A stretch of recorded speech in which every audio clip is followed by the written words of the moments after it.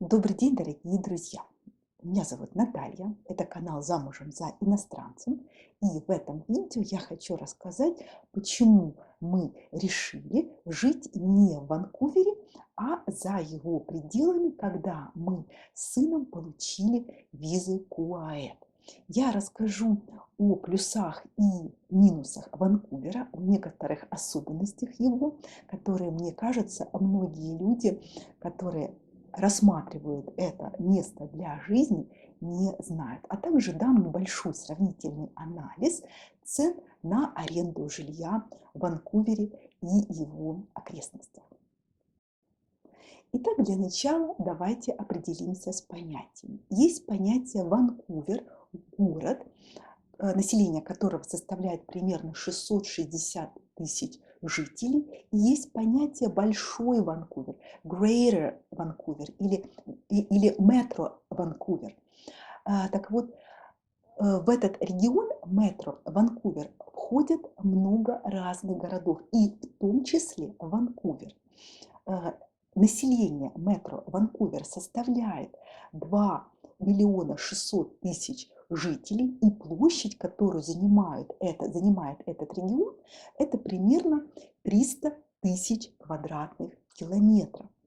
Для понимания этих цифр скажу, что мой родной город Киев, в котором я родилась и выросла, и прожила более 40 лет, до войны его население было 3, по неофициальным данным, 4 миллиона, и площадь, которую он занимает, это 900 квадратных километров. То есть вы можете сопоставить это в своем уме. Почему я также даю это сравнение с Киевом? Потому что понятие вот этих городов, которые составляют Большой Ванкувер, оно очень условно. Эти границы очень условные. Они мне напоминают, эти города, больше наши районы в Киеве.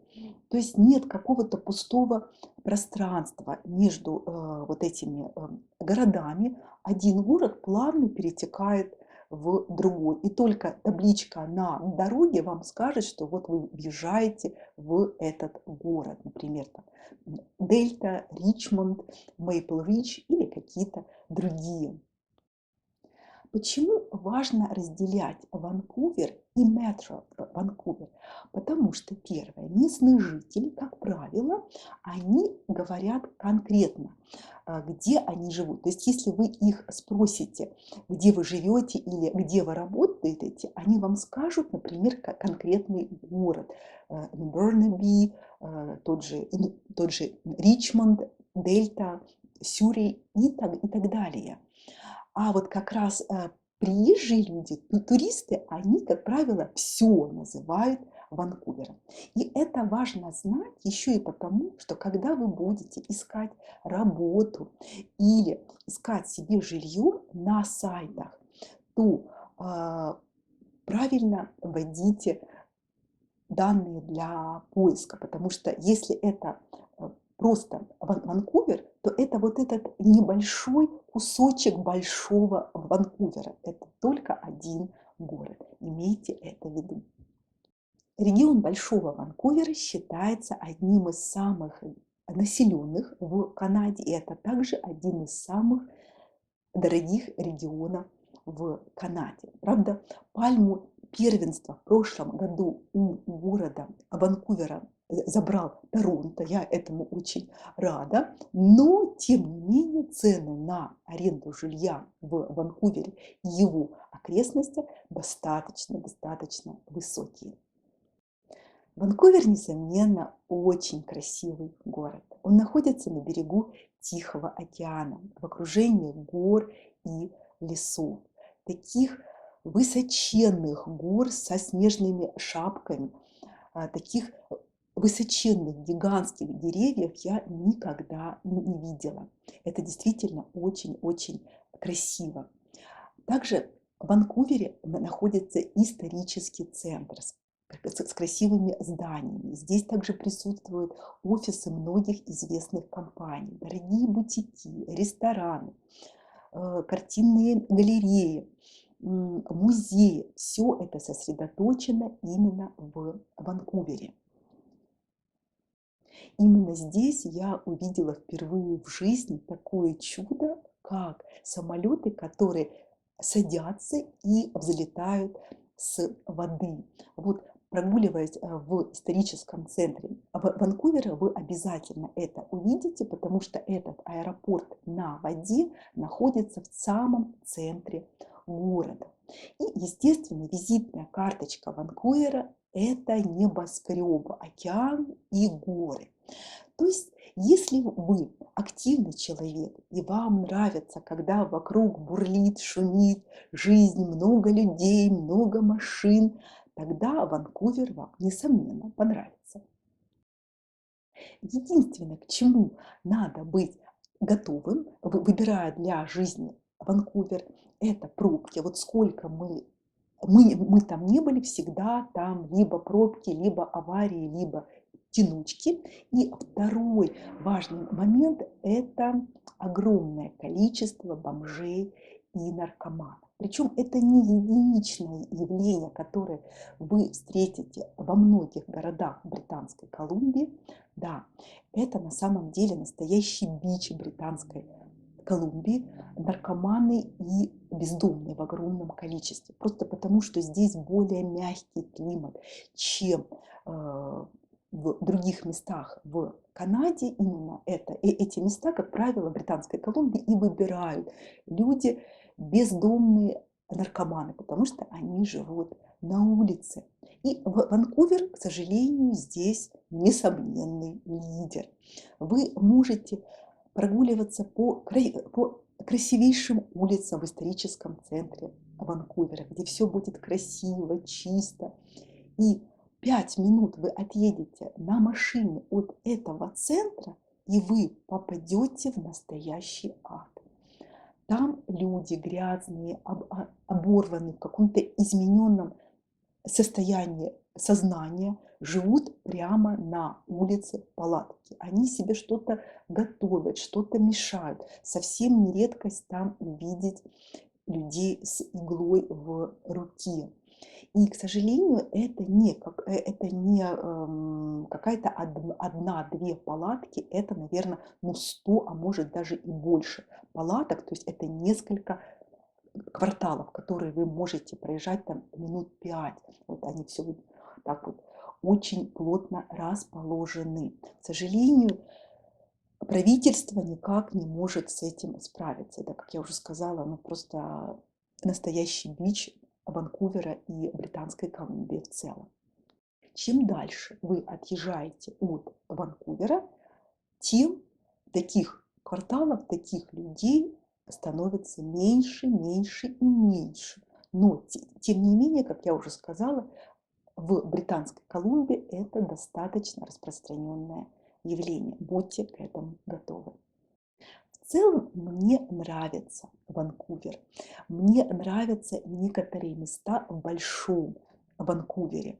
Но я скажу честно, я бы никогда не решилась начать свой путь в Канаде именно с этого города. Именно только из-за того, что тут просто космические цены на жилье. И как мне кажется, ехать именно в Ванкувер и даже в Большой Ванкувер, не имея работы или понимая, что пока вы можете рассчитывать на работу entry level, начального уровня, это безумие. В моем понимании те услуги и возможности, которые предлагает Ванкувер и даже Большой Ванкувер, они несопоставимы с ценами на жилье. Да. И я знаю, что многие люди выбирают Ванкувер, выбирают другие большие города в Канаде, просто потому, что они знают из своего опыта жизни, например, в Украине, что комфортно жить можно только в больших городах. Так вот, в Канаде как раз вот это очень большое такое отличие Канады от Украины, например.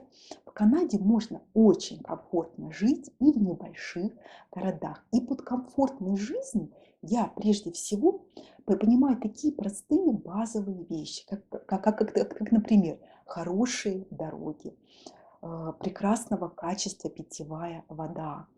Воду в Канаде можно пить прямо из-под крана. В кухне, в туалете она просто очень-очень вкусная. Есть, конечно, регионы, где вода, например, чересчур мягкая или твердая, но это совсем небольшие такие территории. В целом вода в Канаде очень хорошего качества. Такого хорошего качества, что когда этим летом была какая-то просто ужасающая жара по всей Канаде, то вот эти точки с пожарными кранами, которые стоят на каждой улице, их в некоторых местах переделывали в краны питьевой воды, такие как бы фонтанчики. А настолько вода в Канаде все-таки очень чистая и хорошая.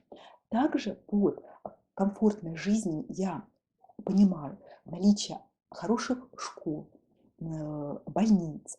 Это также большие торговые центры и магазины, где вы можете все, что вам нужно купить. Так вот, это все есть и в больших городах, и в маленьких городах в Канаде. Поэтому ехать в большой город, если вы знаете, что вы пока можете рассчитывать на какую-то очень простую работу, как, например, уборщица, официантка, даже такая работа, как, например, помощник менеджера или клерк, колл-центр, ресепшионист. Вот все эти работы, где заработная плата порядка 16-20 долларов в час, а помните, минимальная зарплата в Канаде это 15 долларов 60 центов, во всех этих случаях ехать в большой город, такой как Ванкувер, просто не имеет смысла, потому что вся ваша заработная плата будет уходить на аренду жилья, ну или минимум там половина вашей заработной платы будет туда уходить, если вы, например, одна, без детей, без семьи. Как я повторяю во всех своих видео, посвященных жизни в Канаде, очень важно начать поиск работы, оценить свои перспективы в плане работы в Канаде заранее, пока вы еще сюда не приехали. И в Канаде это сделать очень легко. Все, как правило, все работодатели сразу в объявлениях о работе указывают уровень заработной платы. То есть либо это зарплата в час, этот вариант наиболее распространенный, либо это годовая зарплата. То есть еще не приехав в Канаду, вы можете оценить свои перспективы. Так вот, если речь идет о работе начального уровня, о которых я говорила выше, то вы будете получать такую же заработную плату, одинаковую и в Ванкувере, и в небольшом городе. Но цены на жилье в небольшом городе будут гораздо ниже. Скажу также, если речь идет о зарплате 16-20 канадских долларов в час, то работая полный рабочий день, 35 часов или 40 часов в неделю, вы будете получать за вычетом налогов 2, максимум 2500. Вот если вы понимаете, что это ваша зарплата, очень рекомендую обратить внимание не на Ванкувер, а на города поменьше. Итак, давайте посмотрим, что же за цены на аренду жилья в Ванкувере, в его окрестностях и за пределами метро Ванкувера. Я пользовалась в своих поисках 3 сайтами. Я их указываю в описании, вы можете сами туда зайти и все увидеть. Это прежде всего мой любимый сайт Craigslist. Это второй мой любимый сайт, это, точнее, даже не сайт, а место, где я ищу все. Это Marketplace на Фейсбуке. Но, к сожалению, если вы еще не приехали в Канаду, вам эта опция будет недоступна. И также это TG сайт для поиска жилья.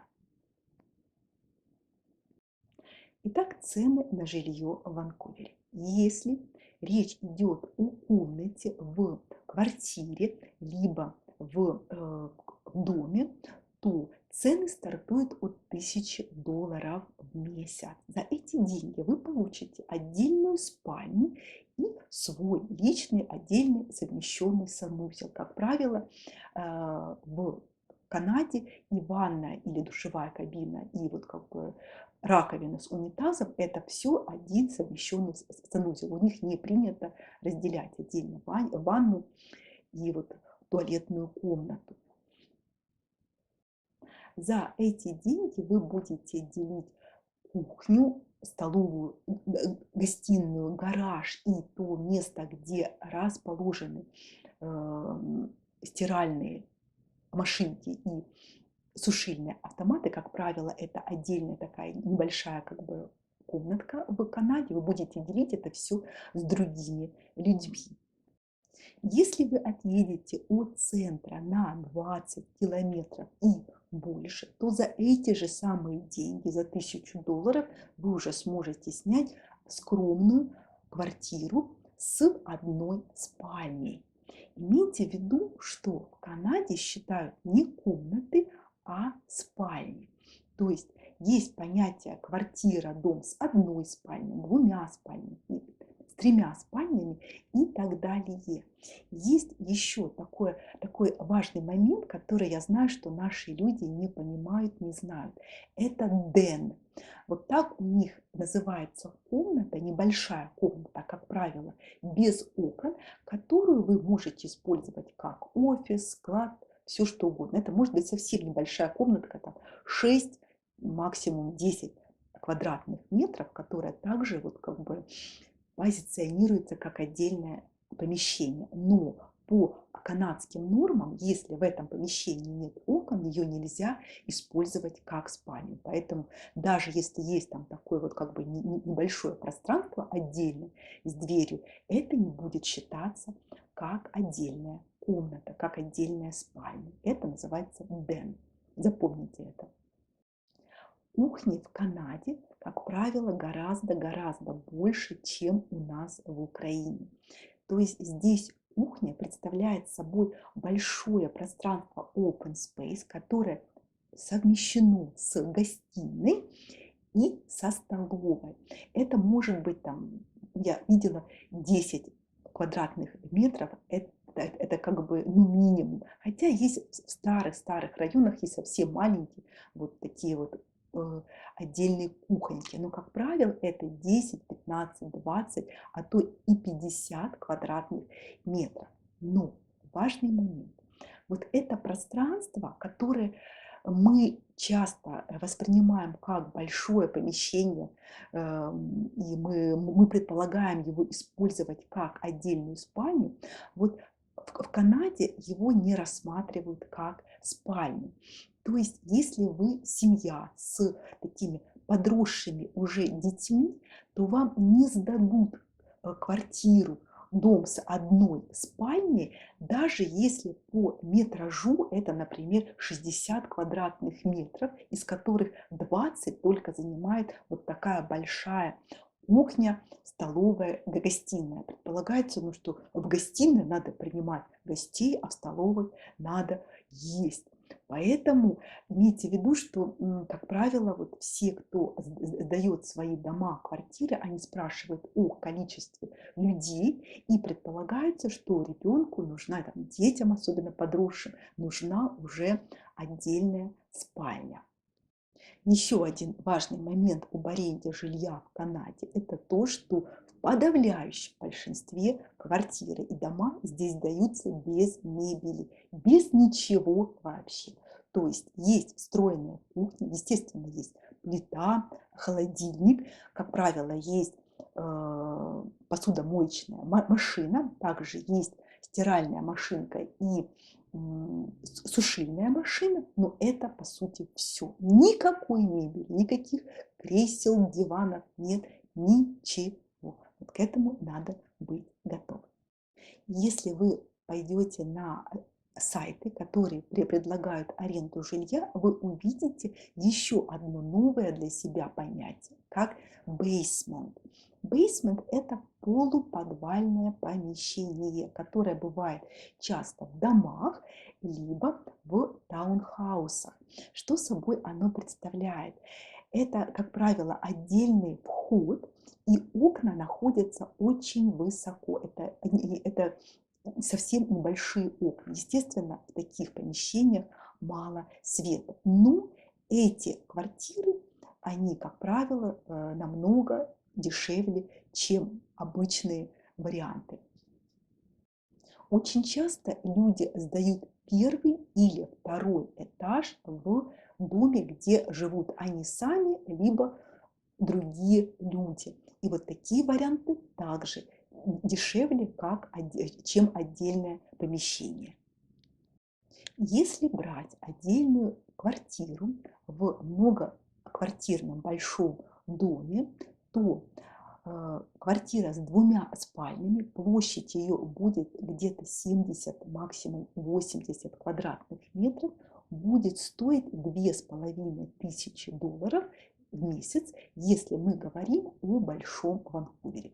Естественно, чем ближе к центру, тем дороже, и чем дальше, естественно, тем дешевле. С аналогичными параметрами квартира уже с 3 спальнями будет 3000 и даже выше. Цены на жилье в Ванкувере и в пределах Большого Ванкувера были, по сути, той главной причиной, по которой мы не рассматривали вариант снимать жилье именно там.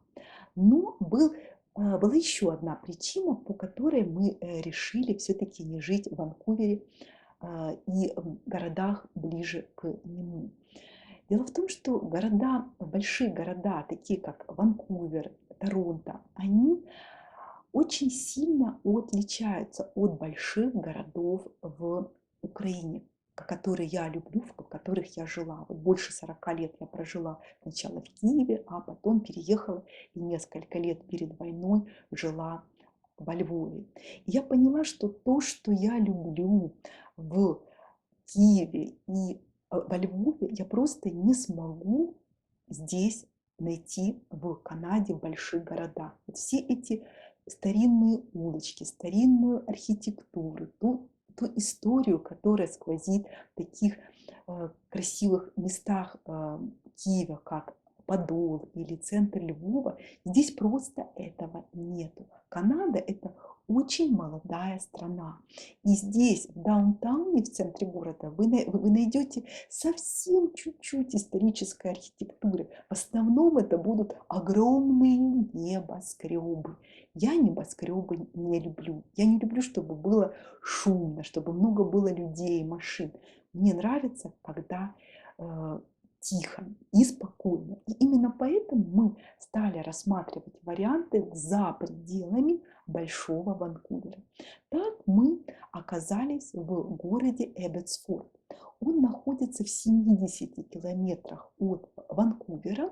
Это небольшой город с населением 120 тысяч жителей. И чем больше я здесь живу, чем больше он мне нравится.